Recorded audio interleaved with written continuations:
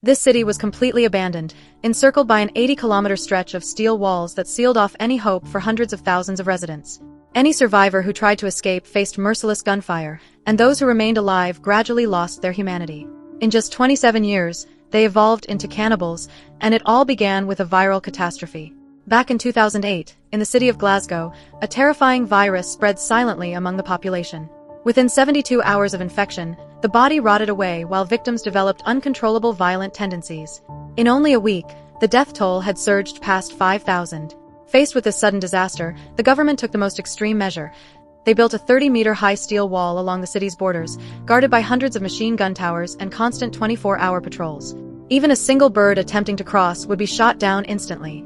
This airtight lockdown was less a public health measure than a death sentence for the entire city, and the trapped residents, realizing their doomed fate, began launching relentless assaults on the border walls day and night. A young mother, carrying her injured daughter, ran toward a helicopter preparing to evacuate and fell to her knees, pleading desperately for dozens of minutes until she finally moved the heart of a soldier, who gave up his own escape spot so the little girl could be saved. Before parting, the mother slipped an envelope with their home address into her daughter's hand, still clinging to the hope that one day they might be reunited. But as the steel walls closed for good, the residents inside the quarantine zone were completely abandoned. Not only did they have to fight against the deadly virus, but they also had to guard against each other's plundering, as human civilization was gradually replaced by raw, primal instincts for survival. In the blink of an eye, 27 years had passed, and the little girl Ellie had grown into an elite member of the Special Forces. The right eye she lost in childhood had been replaced with a high-tech artificial one, which became a crucial asset during her missions. Yet the envelope bearing her family's address remained an unsolved knot in her heart, a constant reminder of the past. Ellie had even forgotten her mother's face, and the towering steel walls continued to erode her fragile hope. Her superior, Wilson, who had watched her grow up, would softly reassure her that one day she would see her mother again, though neither of them expected that a real chance to enter the quarantine zone would ever come. That chance arrived when, during a sudden military raid, soldiers discovered over a dozen strange infected individuals showing symptoms identical to the virus outbreak 27 years ago. The revelation threw the government into unprecedented panic, and the Prime Minister summoned General Wilson in the middle of the night. Inside a top-secret briefing room, a shocking truth was revealed. The authorities had never truly stopped monitoring the quarantine zone, and even more astonishing, tens of thousands of people were still alive inside.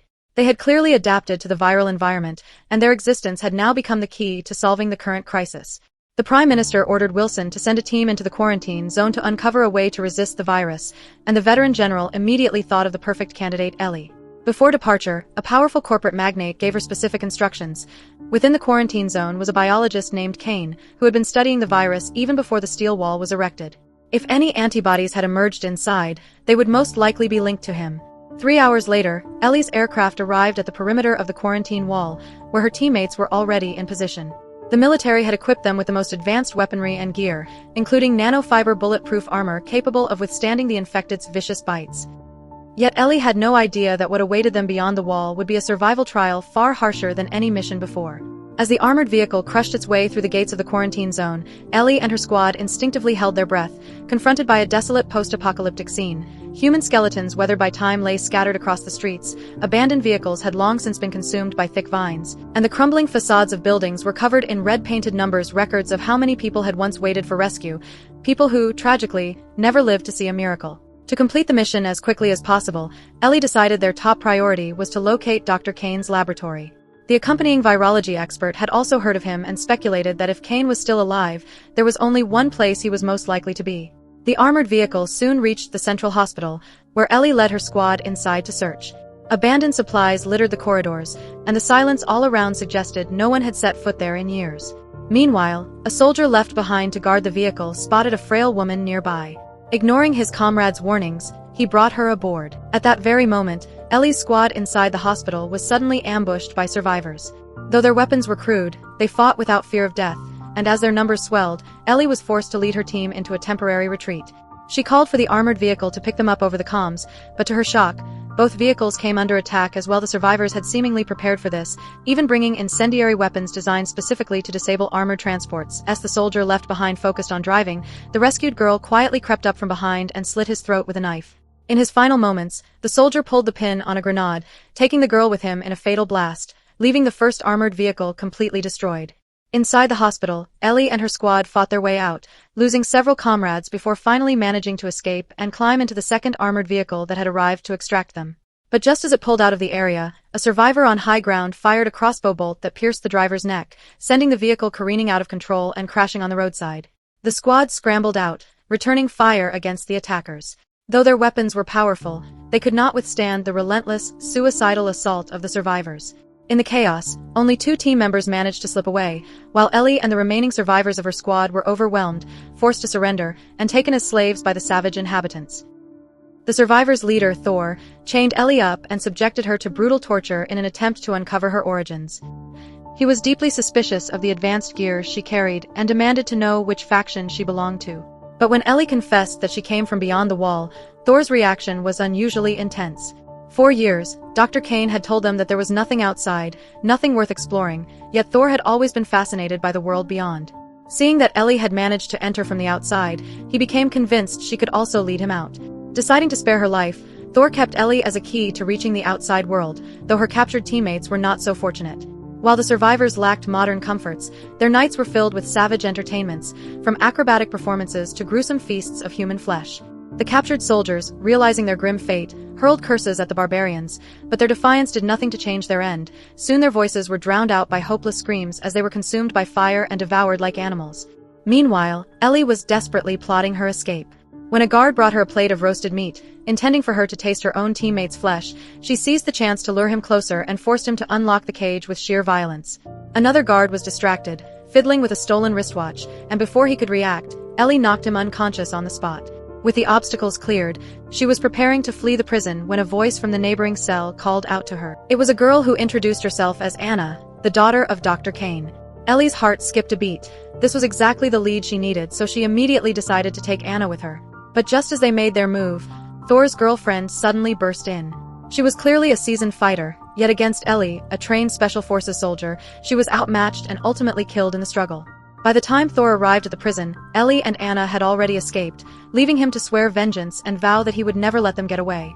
By this time, Ellie had managed to reconnect with the 2 teammates who had escaped earlier. Though their situation was no better, they had been relentlessly hunted by Thor's men ever since. Compared to them, Ellie was the fortunate one. Along the way, Anna reunited with one of her companions, who had prepared a train at a nearby station as their escape route. Ellie quickly relayed the news to her teammates, but Thor's pursuit was too close. Forced to act, Anna started the train ahead of schedule. Ellie jumped off to cover her comrades, holding the enemy back until both teammates reached safety, then leapt aboard the moving train herself. Thor could only watch helplessly as they vanished into the distance, his rage echoing in a furious roar. On board, Anna revealed the truth. She could help Ellie find Dr. Kane, but she herself had no desire to face her father. Kane, it turned out, was the leader of another powerful faction in the quarantine zone, while Thor was actually his son. Years ago, Thor had been obsessed with exploring the outside world, but Kane fiercely opposed it, driving a wedge between them until they split apart. Anna had only come to persuade her brother to reconcile with their father, but instead, Thor imprisoned her. As the group spoke, the train carried them to a remote mountain base, where Anna led them into an underground tunnel stocked with vast supplies, clearly gathered with care. Passing through, they emerged into a forest. Suddenly, Anna sensed something was wrong and shouted for Ellie to flee, but Ellie chose to stay, believing that facing whatever awaited was the fastest way to finally reach Kane.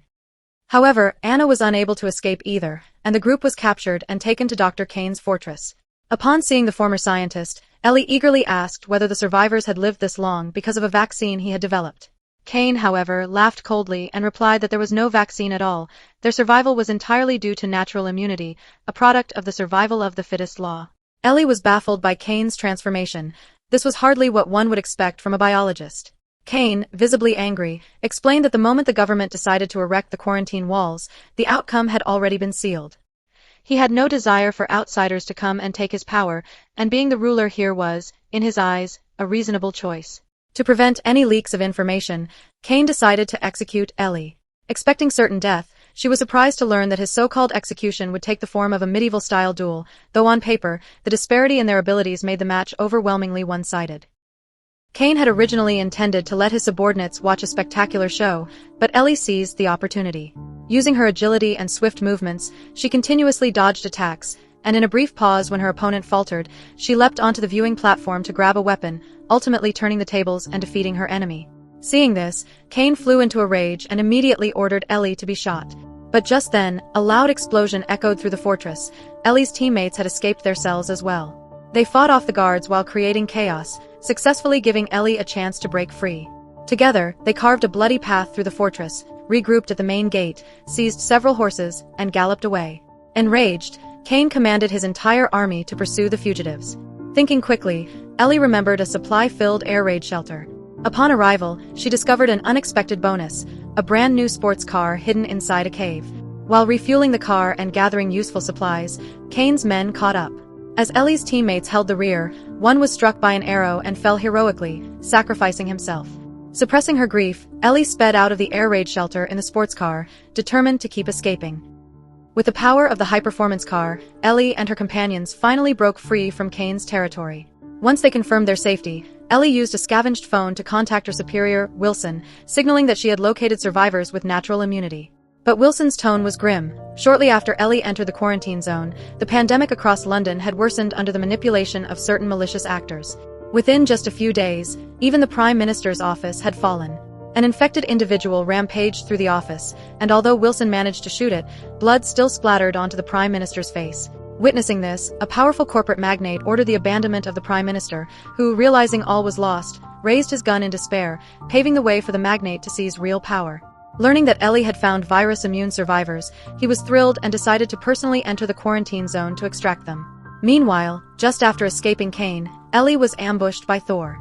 Several cars pursued her sports car relentlessly, with Thor himself in a modified convertible tailing closely. In a display of daring, he even jumped onto a neighboring car. Ellie maneuvered her vehicle while fending off Thor, only to find the road ahead blocked by a bus. With no escape left, she slammed the accelerator straight into it, cutting the bus in half and shredding Thor atop its roof into a gruesome mess. The surviving Ellie finally met up with the corporate magnate. Anna, the immune survivor, could provide blood samples essential for developing an antiviral serum. The magnate smiled and candidly admitted that there was no rush to create a vaccine. Only when humanity reached the brink of collapse would his serum demonstrate its true value. Hearing this, Ellie immediately realized that the virus outbreak in London might have been orchestrated by these very elites. Disillusioned, she refused to leave with the others and instead drove in the opposite direction. A few days later, Wilson traced the address on the envelope and found Ellie. He knew she must be at her family home. Seeing a photograph of her mother, Ellie broke down in tears, then played the audio recording she had secretly made with the magnate using her artificial eye, convinced that the conspiracy would eventually be exposed. In the end, Ellie chose to remain in the quarantine zone, carrying Thor's severed head into the survivors' camp, where the law of the strong still ruled. Ellie had now become the new master of the quarantine zone.